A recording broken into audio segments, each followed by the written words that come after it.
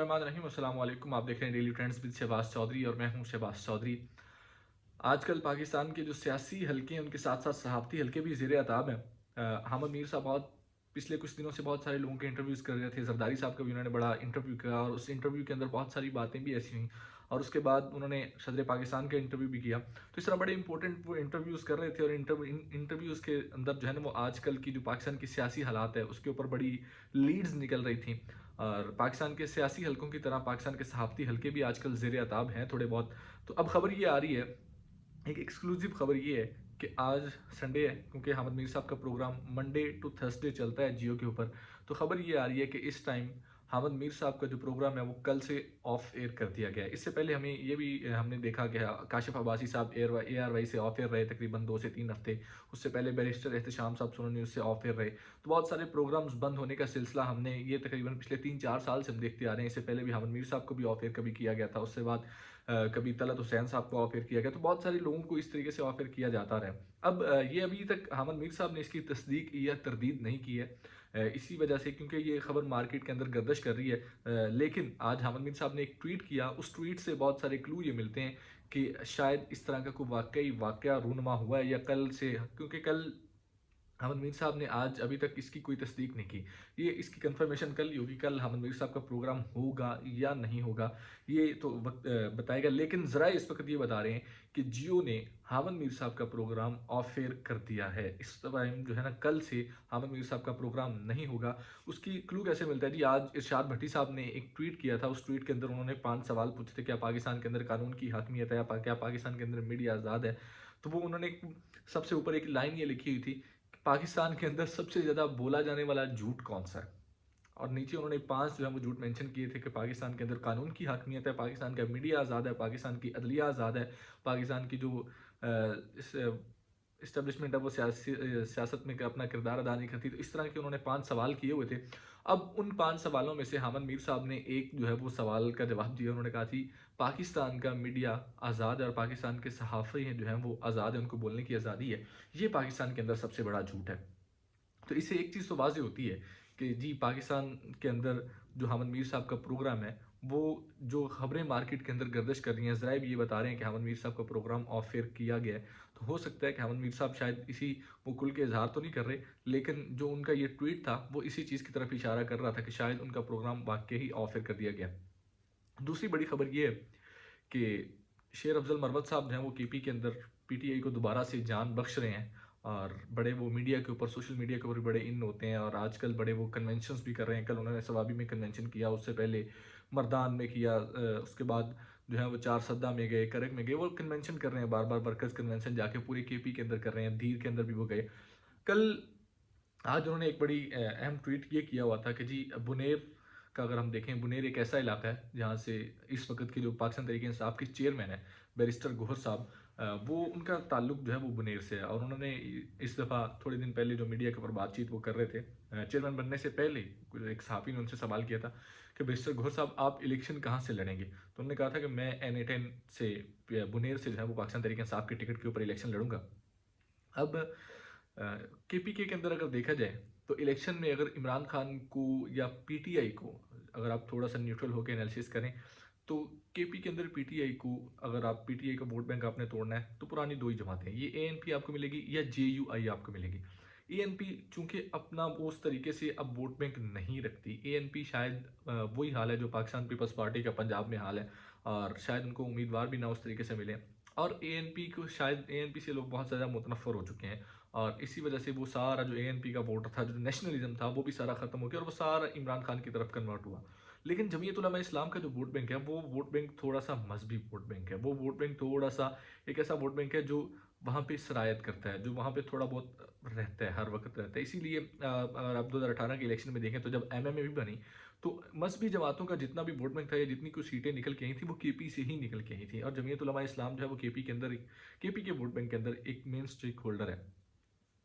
तो अब JUI बुनेर के जो अमीर थे वो पाकिस्तान तहरीक इंसाफ में शामिल हो चुके हैं। शेर अफजल मरवत साहब ने ये ट्वीट भी किया था और उनकी प्रेस कॉन्फ्रेंस भी हुई और वो बाकायदा तौर पे पाकिस्तान तहरीक इंसाफ में शामिल हो चुके हैं।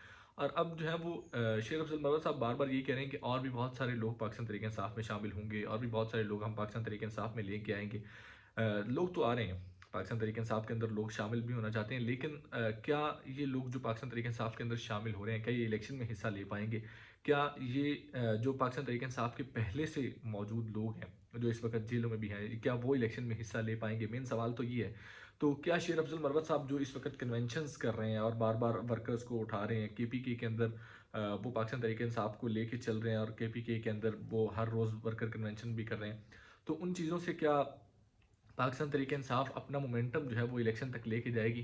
क्योंकि एक लीडर की वाज़ेह कमी है। आप पाकिस्तान तहरीक इंसाफ के वोटर के अंदर एक थोड़ा सा तजस्सुस तो ज़रूर पाया जाता है। अगर आपको टिकट देने के लिए, क्योंकि आज पाकिस्तान मुस्लिम लीग नून ने तो टिकटों का बाकायदा तौर पे तकसीम के लिए इंटरव्यूज़ शुरू कर दिए हैं। इलेक्शन डे बाई डे नज़दीक आ रहे हैं, लेकिन पाकिस्तान तहरीक इंसाफ की जानब से हमें ऐसी कोई तैयारी नज़र नहीं आ रही, क्योंकि अभी तक एक फ्रेमवर्क वाज़ेह नहीं है कि ये फैसले करने किसने हैं, फैसले चलने किसने हैं, किसका फैसला होगा, किसका फैसला नहीं होगा।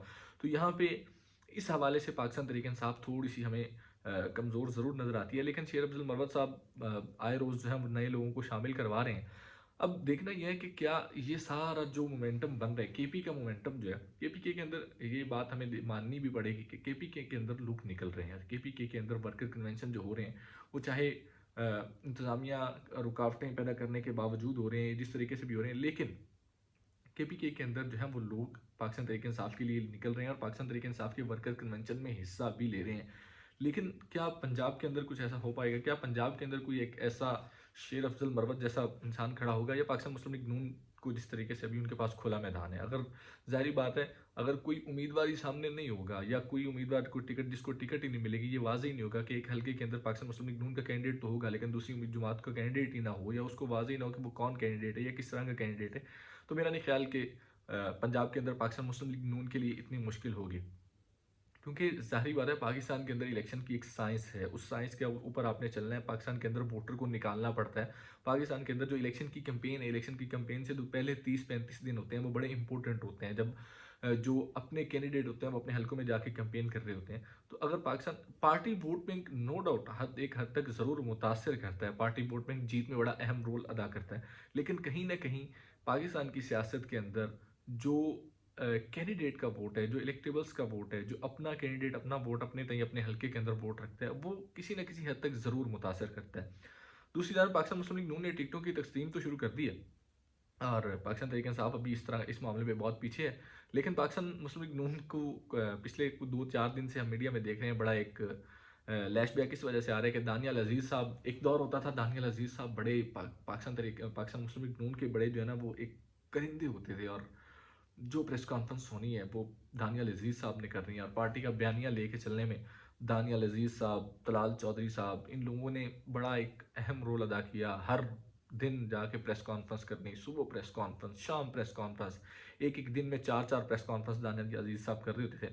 अब दानियाल अजीज़ साहब काफ़ी दिनों से मंजरनामे से गायब थे जब से नवाज शरीफ साहब आए हैं, लेकिन अब एक दफ़ा फिर से उन्होंने आके मीडिया के ऊपर धमाका किया, और धमाका करते साथ उनको शोकस नोटिस भी जारी कर दिया गया पाकिस्तान मुस्लिम लीग नून की जानिब से।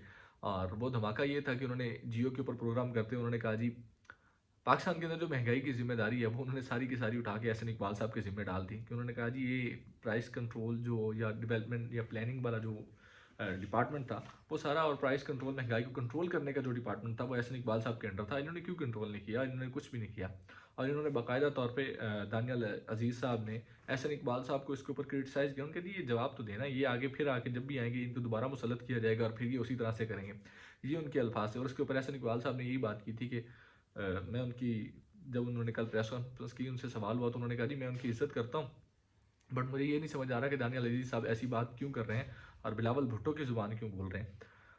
पाकिस्तान के अंदर इस टाइम पाकिस्तान पीपल्स पार्टी की अपनी एक सियासत है, पाकिस्तान मुस्लिम लीग नून की अपनी एक सियासत है। बिलावल भुट्टो साहब जो हैं वो बार बार अपना टारगेट जो है वो पाकिस्तान मुस्लिम लीग नून और नवाज शरीफ साहब को इसीलिए कर रहे हैं कि कहीं ना कहीं पंजाब के अंदर एक एंटी नवाज शरीफ एलिमेंट ज़रूर पाया जाता है, और पंजाब के वोटर को अट्रैक्ट करने के लिए वो ये चाहते हैं, क्योंकि पंजाब के वोटर को अट्रैक्ट अगर आपने करना है तो इस टाइम पे आपको आके पंजाब में स्पेस क्रिएट करनी है। पंजाब के अंदर ऑलरेडी एक स्पेस क्रिएट हुई है, इमरान खान साहब का वोट बैंक मौजूद है, लेकिन वो इमरान खान साहब पंजाब के अंदर ऑन फील्ड मौजूद नहीं है। अब वो ऑन फील्ड मौजूद नहीं है, इसी वजह से अगर बिलावल भुट्टो साहब इमरान खान को करते हैं तो वो यूथ जो है वो ऑलरेडी बिलावल भुट्टो साहब जो हैं वो गुड बुक्स में आना चाहते हैं यूथ के, वो यूथ को अट्रैक्ट करना चाहते हैं। तो वो इसीलिए ज़रा बार बार ये कहते हैं कि 70 साल के बाबे जो हैं वो भी घर बैठ जाएं और नवाज शरीफ साहब को बार बार अपोज करते हैं। तो अब देखना ये है कि हम पाकिस्तान के अंदर हम यही देखते आए हैं, बड़ों से यही सुनते आए हैं कि जी पार्टी जो होती है वो लीडरों की होती है, वोटर्स की कोई पार्टी नहीं होती। जहाँ लीडर गए, क्योंकि पाकिस्तान की सियासत को अगर हम देखें तो पिछले 30-35 साल के अंदर जैसे भी कंट्रोल किया गया वो इलेक्टेबल्स के जरिए किया गया। इलेक्टेबल्स को उठाया, इलेक्टेबल्स इधर गए, इलेक्टेबल्स इधर गए। इस दफ़ा ये पहला इलेक्शन होगा जहाँ इलेक्टेबल्स उतने कारगर साबित नहीं होंगे, क्योंकि हमने देखा 2022 के 17 जुलाई 2022 को जो इलेक्शन हुए उसमें इलेक्टेबल्स का जो हाल हुआ वो सब ने देखा। तो अब इलेक्टेबल्स शायद उस तरीके से कारगर साबित ना हो। इस दफ़ा पहला इलेक्शन हो रहा है कि हम ये देख रहे हैं कि पार्टी जो है वो लीडरों की नहीं है, पार्टी इस टाइम वोटरों की है और टर्न आउट देखेगा। बाकी हालात क्या किस तरफ जाते हैं, फ़िलहाल तो नून लीग का पल्ला भारी है और नून लीग जो है वो इस वक्त वो एक किंग्स पार्टी बन चुकी हुई है। उनको ये कंसर्न नहीं है कि कहाँ से वोट आएगा, किधर से वोट आएगा। उनको ये है कि जी हमारी बातचीत हो चुकी है, हमारे पास इक़्तिदार मौजूद है और वो एक किंग्स पार्टी का रोल अदा करना चाह रहे हैं और वो किंग्स पार्टी बन चुके हैं। बाकी अल्लाह ताला पाकिस्तान के हाल पे रहम करे, पाकिस्तान के जो है वो हालात बेहतर हों, इसी दुआ के साथ मुझे दीजिए इजाज़त और देखते रहिए डेली ट्रेंड्स।